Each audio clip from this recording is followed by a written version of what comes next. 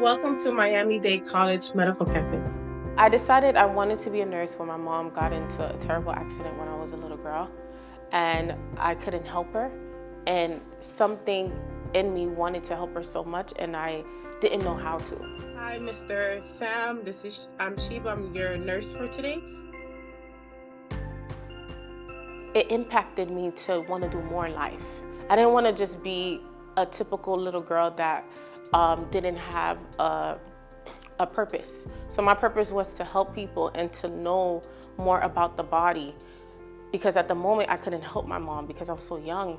So I started doing research and I started looking into nursing school, and then I found Miami Dade College, and they had a great nursing school. The faculty, the staff, everyone was nice to me. Miami Dade College prepared me to be a nurse because of the faculty, the simulation lab, where I'm able to do hands-on training to be prepared for the hospital.